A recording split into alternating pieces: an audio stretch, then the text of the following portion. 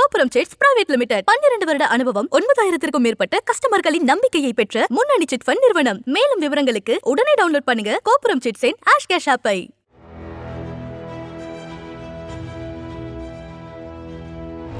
கேரள மாநிலம் கொல்லம் அருகே தெருநாய் துரத்தியதால் அச்சமடைந்து இருசக்கர வாகனத்தை வேகமாக ஓட்டிச் சென்ற 40 வயதான நிசார் என்பவர் சாலை ஓர மின்கம்பத்தில் மோதியதால் தலையில் அடிபட்டு 1 வார காலம் சிகிச்சை பெற்றும் பலன் இன்றி உயிரிழந்தார்.